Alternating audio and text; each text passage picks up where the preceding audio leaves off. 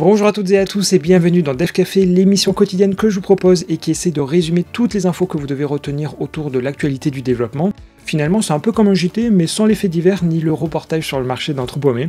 Et d'ailleurs, je suis vraiment ultra désolé, mais j'ai pas pu vous proposer la vidéo hier normalement, parce que je crois que cette semaine, il y a vraiment une poupée vaudou qui est contre moi, parce qu'il y a eu plus de réseau chez FreePro, YouTube qui ne traite plus les vidéos, et là hier, c'est le retour du fameux on te coupe l'électricité, et bien sûr, sans rien te dire. Bon, je vais quand même pas me plaindre, mais c'est un peu rageant de ne pas pouvoir vous proposer de vidéo en attendant. Mais bon, on va abandonner ça et quand même on va se recentrer sur Dev Café. Et aujourd'hui, je vais finalement faire un mélange entre ce qui était prévu pour donc vendredi et les infos à jour. Ce sera notamment question de la fin des pages perso chez Orange ou encore du langage Go qui aura finalement bien de la télémétrie, mais sous une autre forme.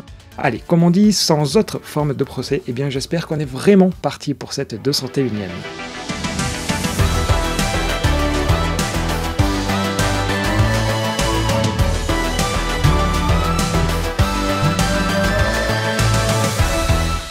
Pour commencer, même si j'avais pris un petit risque en vous parlant de rumeurs, eh bien c'est bon, je ne vous avais pas dit de bêtises parce qu'iOS 16.5 et macOS 13.4 sont bien disponibles. Côté nouveauté, malheureusement, côté utilisateur et même aussi côté développeur, eh bien c'est un peu le calme plat. Alors pour vous dire, iGen il met en avant que le principal ajout, c'est un nouveau fond d'écran. Mais quand même, sur les deux OS, il y a aussi des ajouts relatifs à des contenus sportifs, mais sinon c'est essentiellement de la correction de bugs. Mais bon, quand même, il y a aussi 39 failles de sécurité qui ont été corrigées, donc c'est pas super intéressant sur le papier, mais juste sur cet aspect sécurité, vous avez quand même tout intérêt à faire l'upgrade. En revanche, ce ne sont pas les dernières versions d'iOS et de macOS sur ces branches-là, donc iOS 16 pour quelque chose, mais c'est surtout lors de la WWDC qu'on devrait faire le plein de nouveautés, donc le 5 juin, c'est-à-dire à peu près dans un peu plus de 2 semaines. On poursuit sur iOS et je vous avais fait remarquer qu'OpenAI avait publié des offres d'emploi pour des jobs de développeurs autant sur Android que sur iOS. Eh bien, il n'aura pas fallu attendre très longtemps car depuis jeudi, eh bien, il y a une application ChatGPT qui est disponible pour iOS. Par contre, ne vous précipitez pas dessus puisqu'elle n'est disponible que pour le moment aux États-Unis avec un déploiement plus large à venir. D'ailleurs, pour ce qui est de la version Android, il donne juste un bientôt et je les cite comme deadline. Et là, vous vous demandez peut-être pourquoi faire une appli mobile alors que le site il est largement suffisant. Mais OpenAI, il ne possède pas que ChatGPT, mais aussi Whisper, qui est un système open source de reconnaissance vocale. L'idée, c'est que vous allez pouvoir un peu discuter à la manière d'un Siri ou d'un Alexa avec cette appli. Il précise d'ailleurs que si vous avez un compte payant à ChatGPT, vous aurez accès en plus à toutes les fonctionnalités de GPT-4, sinon ce sera sur un modèle plus ancien. Bref, je vous en dirai plus lors du déploiement à l'international, mais cette appli, elle pourrait avoir, je pense, un peu plus d'ambition que juste être une alternative au site. Parce qu'on pourrait par exemple imaginer que des applications, elles puissent lui partager du contenu en entrée, et ensuite ça pourrait émettre un résultat en sortie vers quelque part ailleurs. Ou alors on pourrait peut-être même avoir une sorte de SDK qui appelle cette appli, finalement un peu à la manière des Play Services. Bon bref, je vais m'arrêter là-dessus, mais clairement il y a de très belles possibilités avec ces applis. On change d'OS pour aller sur Android désormais, voire même plutôt chez Google en général, car il existe un programme de bug bounty qui vous rémunère si toutefois vous trouvez des failles de sécurité. Et jusqu'à présent, un certain montant en dollars était reversé selon la criticité des failles. Mais Google va ajouter un degré supplémentaire, probablement parce qu'ils n'étaient pas toujours très satisfaits du contenu des bugs, et je pense pas vous apprendre qu'un ticket qui dit juste ça marche pas, ça nous avance pas vraiment. Et dans l'idée, chaque rapport aura maintenant un système de notation qui sera high, medium et low selon la qualité des informations que vous fournirez. Et l'idée de Google derrière tout ça, c'est d'améliorer la qualité des bugs, et ils indiquent vouloir mettre 5 critères en avant, à savoir une description détaillée, une analyse complète des causes, fournir un POC, un guide étape par étape pour reproduire, et enfin un rapport expliquant jusqu'où peuvent aller l'exploitation des failles. Alors bon, moi je sais pas vous, mais on devrait faire pareil avec les bugs qu'on nous envoie en donnant des critères de notation.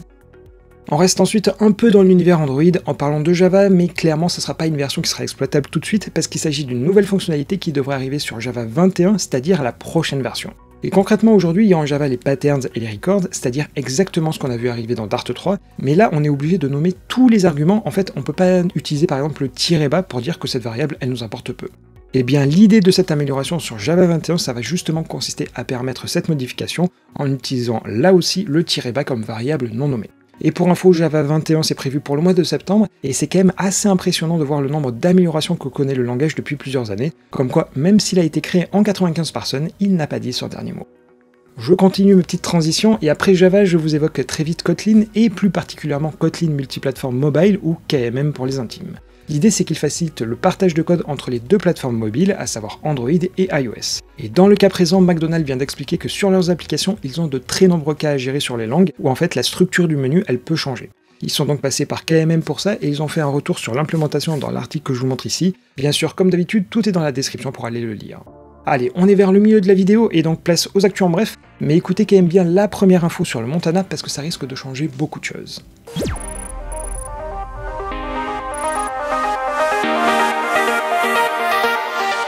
Le gouverneur de l'État du Montana a signé un projet de loi pour que l'App Store et le Google Play ne permettent plus de télécharger les applications TikTok, Telegram, WeChat et Temu à partir du 1er janvier 2024. Attention, il s'agit bien ici de tous les citoyens de cet État américain et il sera intéressant de voir si un simple VPN permettra le contournement ou si ce sera lié à l'adresse du compte. Depuis quelques jours, les extensions pour les noms de domaine en .zip et en .mov sont disponibles à la vente.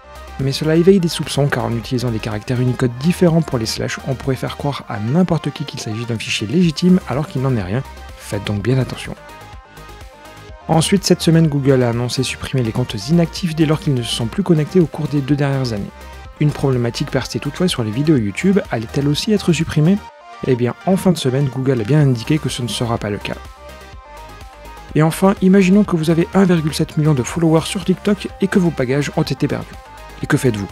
Eh bien, pour cette influenceuse, vous demandez de spammer la compagnie aérienne pour lui faire comprendre que vous êtes une star et que vous voulez les retrouver là, maintenant, tout de suite. Ah là là, qu'est-ce que les réseaux sociaux sont utiles. Allez, on reprend, et par le passé, je vous avais expliqué que le marketplace de VS Code, c'était une véritable passoire, et malheureusement, les choses, elles ne semblent pas s'améliorer. Malgré tout, la bonne nouvelle, c'est que les extensions que je vais vous mentionner, elles ont toutes été retirées. La mauvaise, c'est qu'a priori, rien ne va empêcher à ce qu'il y en ait d'autres qui prennent le relais. Alors concrètement, ça concerne 3 extensions qui ont été dénoncées le 4 mai, et elles sont toutes hors ligne depuis le 14.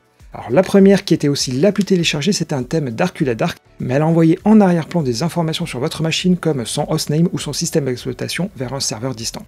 La seconde, elle avait pourtant un excellent nom en termes de SEO, à savoir Python VS Code, mais elle n'a cumulé que 1300 téléchargements, mais elle ouvrait un shell en arrière-plan pour y injecter des commandes.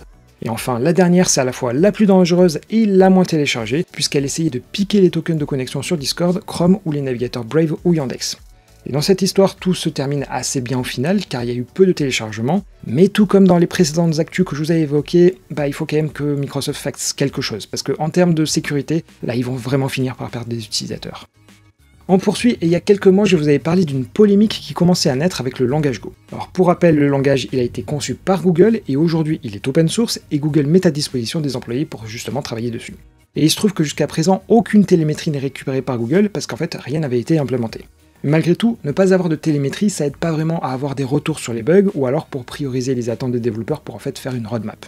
C'est pour ça qu'ils voulaient mettre de la télémétrie, mais là où elle dérangeait dans la précédente actu, c'était que Google voulait la mettre en opt-out, c'est-à-dire désactivée par défaut, et c'était aux développeurs de demander de se désinscrire.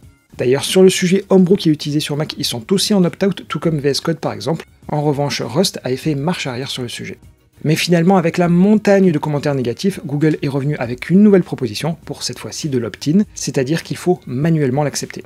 Le draft a été accepté et mis en ligne il y a un mois environ. Maintenant, il va falloir bien sûr coder tout ça puis le tester. Ça devrait donc pas arriver tout de suite dans Go, mais comme on dit, tout est bien qui finit bien.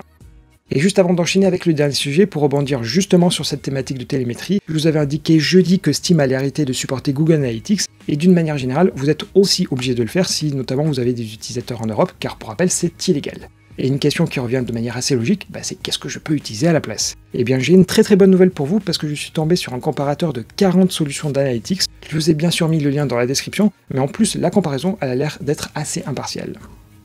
Allez, pour finir, on va revenir, je dirais, une bonne vingtaine d'années en arrière, c'est-à-dire à une période où héberger des sites, c'était pas aussi simple qu'aujourd'hui.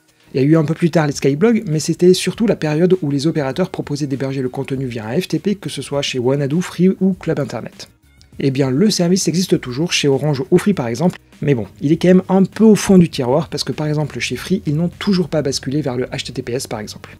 Mais chez Orange, la page, elle va se refermer très prochainement, parce que le 5 septembre, toutes les pages perso, elles seront mises en ligne. Il y aura donc plus de sites pour l'association de modélisme, un club de pêche ou encore des mines de potasse en Alsace. Mais malgré tout, il y a encore plusieurs milliers de pages qui sont encore en ligne, et même si elles seront fermées qu'en septembre, eh bien Orange donnera jusque début janvier 2024 pour télécharger le contenu, et en plus, vu qu'Orange a vraiment la main sur le cœur, ils donneront jusqu'en septembre 2024 pour proposer une redirection gratuite vers le nouvel hébergeur. Ensuite par contre, ce sera bel et bien la mort définitive des sites qui se terminaient avec des URL en monsite-orange.fr. Et voilà, c'était tout pour cet épisode encore publié un samedi, et j'espère quand même que vous n'êtes pas trop triste à l'idée de voir une partie d'internet s'éteindre à jamais. Mais bon, comme le dit l'expression, j'espère que vous commencerez quand même la journée sur les bons pieds, et si tel est le cas, n'hésitez surtout pas à faire, comme vous le savez, le petit pouce vers le haut. Et de mon côté, j'espère tout simplement que l'électricité ne va pas encore partir, et je vais mettre tout simplement Dev Café en pause jusqu'à lundi, et quoi qu'il en soit, je vous souhaite à toutes et tous un très bon week-end, et donc comme je vous l'ai dit, à lundi pour un nouveau Dev Café.